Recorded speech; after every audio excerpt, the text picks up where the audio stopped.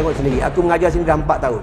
4 tahun aku mengajar, tak ada budak muda kampung ni. Tak ada budak muda, bukan kampung, taman ni tak ada budak muda. Memang penduduk sini semua orang tua-tua nak mati pun. Mana pergi budak muda, tuan-tuan? Mana pergi anak, tuan-tuan? Mana pergi anak, tuan-tuan? Tuan-tuan tanya, kena muhasabah diri. Tuan-tuan kena ajak mereka, datanglah surau. Datanglah surau. Masa Allah bagi Covid dulu, surau tutup. Banyak orang tak mau datang. Rindu nak datang surau, rindu nak mengaji, rindu nak sembahyang jemaah. Tapi dah buka, nampak tak datang. Datanglah.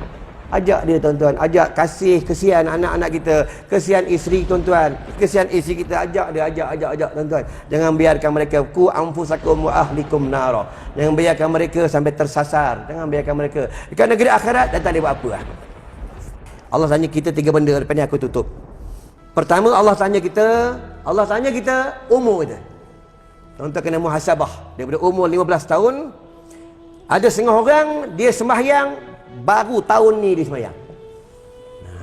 Ada setengah orang di hidupnya, dia tahun ni dia baru pergi surau. Tahun ni dia baru menuntut ilmu. Tuan-tuan, ini yang berlaku pada di Damaskus. Tuan-tuan, ya, seorang penggali kubur. Dia gali kubur, ni cerita benar bukan cerita dongeng. Dia nampak sendiri dengan matanya jenazah itu dibawa oleh malaikat Allah. Tapi yang orang lain tak nampak, dia seorang aja nampak. Allah buka hijab dia. Satu lagi, bila dia gali kubur, dia nampak juga jenazah ni didatang oleh pemuda-pemuda yang cantik, membawanya pergi ke satu tempat yang cukup indah.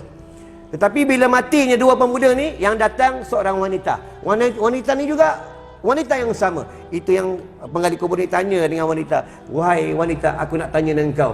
Hari itu anak kau yang mati, yang wafat, bagian-bagian apa yang dia selalu buat, apa yang dia suka beramal. Anak aku yang pertama yang mati tu, dia suka menuntut ilmu. Sampai dia mati dia menuntut ilmu." Tuan-tuan, anak yang kedua ni apa kerjanya? Anak aku yang kedua ni kerjanya dia suka tolong orang. Tuan-tuan, itu yang penggali kubur ni, dia menangis takut ke Allah. Dia tinggalkan gali kubur, dia pergi jumpa satu ulama. Dia tanya dengan ulama, "Wahai ulama, hidup aku ni sudah 40 lebih aku tak menuntut ilmu pun. Aku sibuk dengan dunia, tapi kerja aku gali kubur, tapi aku sibuk dengan dunia." Itu kata ulama, "Sekarang ni kau baru nak menuntut ilmu. Dulu kau buat apa dulu? Kau dulu buat apa? Aku sibuk dengan dunia. Bujurlah engkau, Allah bagi engkau hidayah terhadap engkau. Jika tidak, engkau mati, sampai kau mati kau tak sempat nak menuntut ilmu, kau sibuk dengan dunia." Bila dia mendapat hidayah daripada Allah, tuan-tuan, dia menuntut ilmu sampai umur 80 tahun. Maka dia menjadi ulama besar di Damaskus. Dia menjadi ulama besar, ulama yang cukup hebat, sampai dia wafat jadi ulama sufi. Tuan-tuan, ya, ingatlah kalau kita hidup kita tak sempat menuntut ilmu, dah habis dengan dunia saja, na'udzubillahi min zalik. Itu yang pertama. Allah tanya tentang umur kita. Nanti Allah tanya tentang umur kita. Kita habiskan umur kita, adakah kita habiskan ke mana umur kita? Ya Allah, ya Tuhanku, aku kalau hari Ahad aku sibuk konvoi wai suku ya. Hari Ahad aku sibuk konvoi wai suku pergi utara. Aku pergi naik Cameron Highland, aku bantai kopi sana, aku balik. Ya, aku pergi dekat Sungkai sana, ya, kedai sana, makan, balik. Lepas tu aku pergi ke Johor, ke Melaka, aku makan mi Bandung, lepas tu aku balik. Habis macam tu ya, tuan-tuan. Ya, ingatlah, Allah tanya nanti umur kita, Allah tanya. Ya, Allah tanya, dia tanya satu persatu. Sebab itu nak masuk dalam syurga Allah ni bukan senang, susah nak masuk. Yang kedua, Allah tanya ni, tuan-tuan, tentang harta. Kita habiskan harta kita, ke mana kita habiskan? Ke mana kita habiskan harta kita? Orang perempuan, ke mana kau habiskan harta kau? Duit kau ada kau beli gelang ya? Duit kau ada kau beli jubah ya? Duit kau ada kau main kutu ya? Nanti Allah tanya kau dekat negeri akhirat. Ya, Allah tanya gelang kau satu persatu. Allah tanya kau cincin satu persatu, Allah tanya kau. Tuan-tuan, baik itu nak masuk syurga ni bukan senang. Susah nak masuk dalam syurga Allah Subhanahu wa taala. Tuan-tuan, Allah tanya satu persatu dengan detailnya, Allah tanya. Tuan-tuan, ya, dengan detail, dengan cukup detail Allah tanya, ke mana harta yang kau belanjakan? Aku duit banyak, simpan kat bank ya. Aku duit banyak, simpan kat banknya, aku beli tanah, aku besarkan pagar. Itu duit aku, tuan-tuan. Ya, orang sekarang. Aku ni, tuan-tuan, ada seorang hamba Allah. Dia anak murid aku, kaya. Kaya orang ni. Baru ni dia WhatsApp aku, "Ustaz tolong bagi nama telefon, nama IC, alamat lengkap. Saya nak masukkan Ustaz di dalam sinarai keluarga saya. Nanti bila saya mati, Ustaz dapat sebahagian harta daripada saya." Aku tanya, buat apa ni? ustaz buat kerja agama, nanti duit ni boleh disalur pada jalan-jalan akhirat. Ya, tapi aku tak sebutlah nama dia siapa. Ya, tuan-tuan. Ingat tu. Yang ketiga, Allah tanya apa? Tadi pertama umur, kedua harta, ketiga masa. Allah tanya masa kita, tuan-tuan. Aku tanya engkau masa engkau dalam surau berapa lama? Aku dekat surau sekejap ya, maghrib sampai isyak, lepas sembahyang, lepas balik, aku balik. Aku lepak dulu tepi tu isap rokok, lepas tu aku balik. Berapa lama masa kita dalam surau? Berapa lama masa kita dengan hubungan kita dengan Allah? Berapa lama, tuan-tuan? Kita fikirlah muhasabah diri. Kita baca Quran berapa jam? Kita tengok Facebook berapa jam? Dalam masa 1 tahun, berapa kali kita ziarah ulama?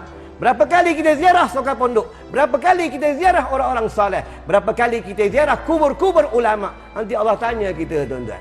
Adakah tuan-tuan pernah dalam setiap tahun tuan-tuan ada khaskan masa tuan-tuan ziarah kubur-kubur wali Allah, kubur-kubur ulama, kubur-kubur orang soleh? Nanti Allah tanya kita, tuan-tuan. Sebab orang soleh ni, ulama ni, para wali Allah ni, mereka akan memberi syafaat kepada sahabat-sahabat mereka, kepada anak-anak murid mereka dan kawan-kawan mereka. Allah tanya masa kita, tuan-tuan. Lepas tu nak datang surau, jangan lambat, datang cepat. Ni tak ada, datang lambat, balik cepat. Orang dah azam, botol hegeh-hegeh pun nak ambil uduk. Ya, botol hegeh-hegeh, dia lambat sokok tu. Bagi sikit pun tu. Jangan lambat-lambat, tuan-tuan. Jangan lambat-lambat. Kita ni kena pulun amal soleh. Sebab kita ni nak balik bertemu dengan Allah tak lama. Tak lama. Ya? Kita tak tahu kita mati bila. Takut tengah tidur mati. Ya? Tengah tidur mati. Ya? Takut pergi kerja, tak balik rumah. Nanti cuba bawa balik jenazah je, tuan-tuan. Ya, kalau kita ada amal soleh, kita beruntung tuan-tuan. Ya? Beruntung kita ada amal soleh yang boleh selamat kita. Amal soleh itu ulama beritahu apa? Lebih nak tu. Yang boleh selamat kita dekat dunia, dekat negara akhirat apa? Jika kita ada ilmu nafi'. Yang kedua, kalau kita ada kawan dengan orang soleh. Yang ketiga, kalau kita banyak baca Quran. Yang keempat, kalau kita ada waladun solihun, ada anak yang soleh, kita beruntunglah, tuan-tuan. Ya, tuan-tuan tengok sendiri. Aku mengajar sini dah 4 tahun.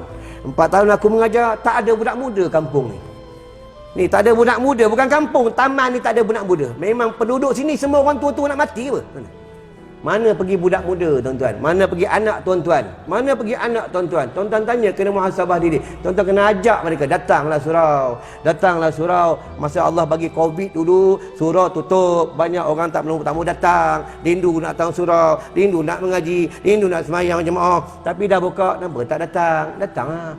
Ajak dia, tuan-tuan. Ajak, kesian anak-anak kita, kesian isteri, tuan-tuan. Kesian isteri kita, ajak dia, ajak, tuan-tuan. Jangan biarkan mereka ku anfusakum wa ahlikum nara.